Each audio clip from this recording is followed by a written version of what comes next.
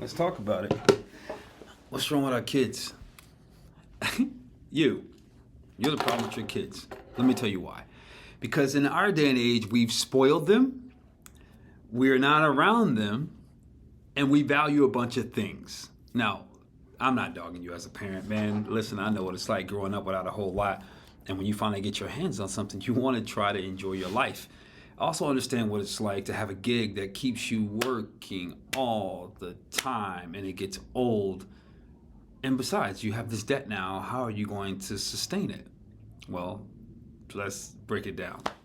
Number one, because you grew up in an era where we came out of workaholics and role players from the baby boomers who had no sense of even emotion, which is why they smacked us across the back of our head, could care less about our feelings, and made us wipe the dirt off of our feet, off of our knees, get back up and get back in there.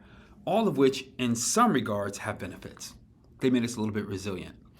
But while being resilient, being able to be steadfast, having the ability to bounce back, having stick-to-itiveness, being able to push past emotions and accomplish goals, we were lying to ourselves the entire time. We were lying to ourselves about who we are, what we feel, what we need to get the proper help to mature, to expand, to be present. None of those things were taught at all. You had to be in a higher echelon, a wealthy class of people to have the awareness that not even beating your children made sense.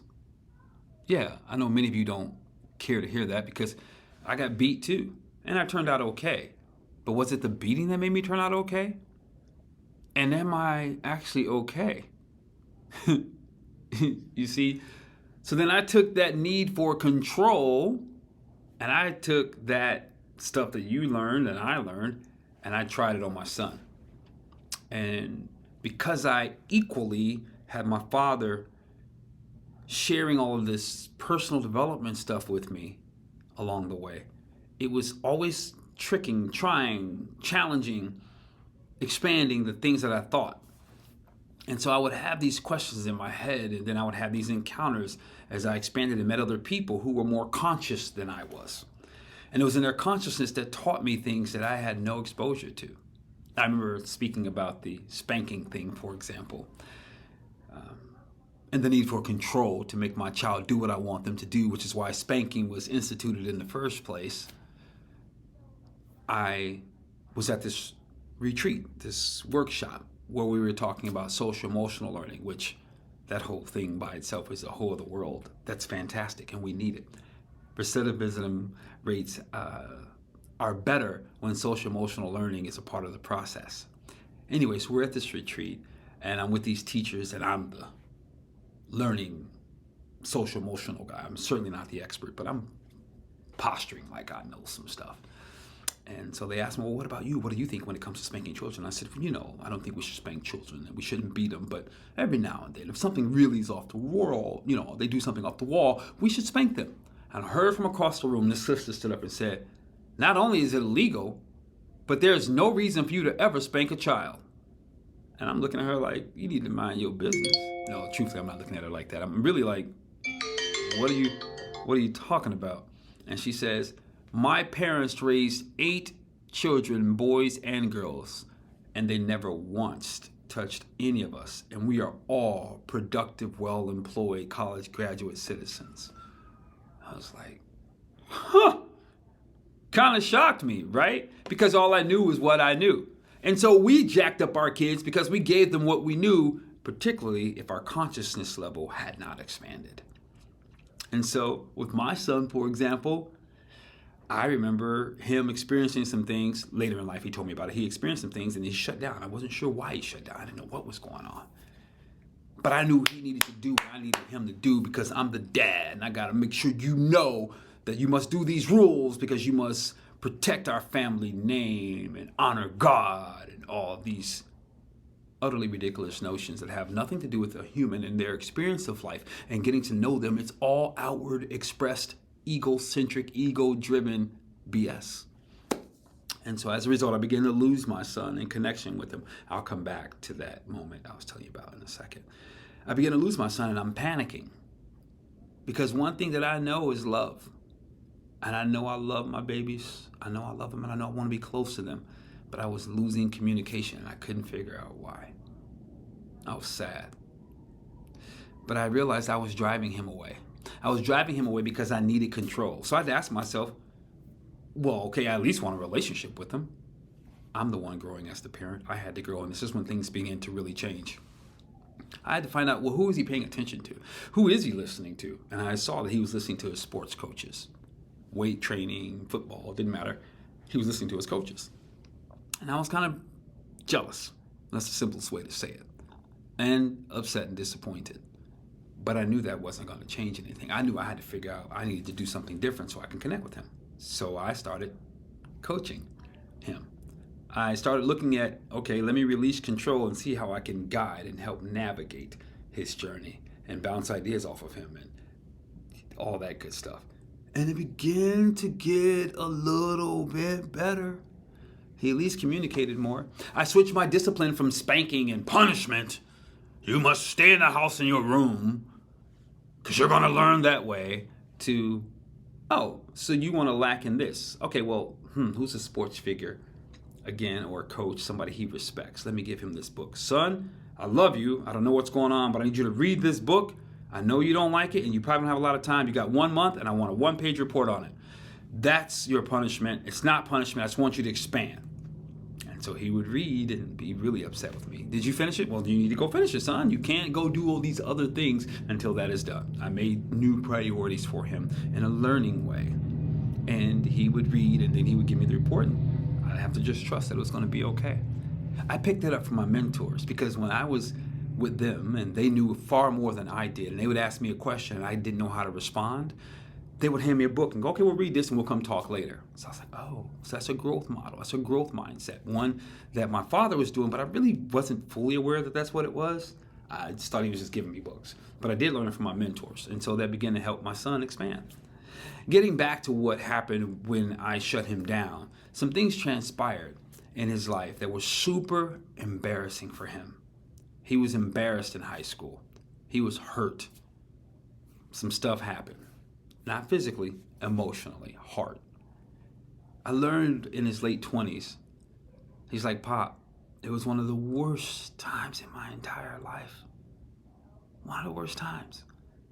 And the only person that could help me, that I wanted to go to, that I knew that would have insight for me, that I knew I could trust, was you. But I couldn't go to you because I violated your rules. And so I bottled it up in me and I just hurt. And it drove a wedge and it created wounds and it created disappointment and pain. And I was sitting there like, are you kidding me? Really? More than anything on the planet, I would have loved to have been there for you. I'm bringing this up because I know that you as a parent, you want to be there for your child as well. But when we come with our religion, that we say we got to train up this, I'm not going to get into that today. When we come with our religion, when we come with our culture, when we come with our rules, I'm not saying let the kid do whatever they want to do. I'm saying discover who the kid is and help cultivate it. It's a very different conversation for another day. We'll talk about that in my Daddy Dialogue series.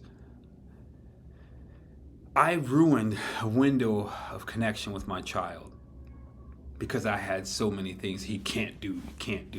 And I didn't create space for him to come. And I thought I was doing pretty good. But I realized I ruined my child. I messed him up mentally, at least during that phase. I'm not over here feeling guilty. I'm acknowledging the truth. And so that's one of the ways we messed him up mentally, because we didn't have what we needed. We didn't know what was appropriate, and we didn't create space because we were trying to save face, or at least I was. I was trying to save face and protect the family name and make it look good. And then, of course, I thought I was doing right by God when I was simply being foolish. Another way that we do that is we spoil them, right? Now, I don't think anything's wrong with giving children what they want. I really don't, except that life doesn't do that. And since life doesn't do that, how can you give children what they want without spoiling them, overinflating, or giving them the American entitlement mentality? I want, therefore I should have. When I born my children didn't get a whole lot. They got a lot of love, a lot of instruction, and they did get a lot of stuff. But compared to their extremely wealthy friends that they went to school with, because we were fortunate enough to put them in good schools or have connections to good schools, they got some exposure. Fortunately, that didn't hurt us. In fact, there's a good story behind that too. But what we had to help them do in terms of the spoiling, how do you do that? So here's what we came up with.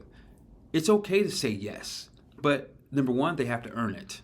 So teaching them to become creative and finding ways to earn versus you just get because you want. Number two, when they got Christmas toys, for example, they had to pack up a small box or a small bin with toys they were going to give away. And of course, it was easy for them to give away things they didn't want. So they had to always give away one toy. I think it was from the recent year that they liked. It didn't have to be their favorite, but it had to be one they liked. So they had to feel it. I needed them to connect with the giving versus just being here, take my junk, right? Take my junk, that's easy. But it was teaching them responsibility while they were receiving at the same time.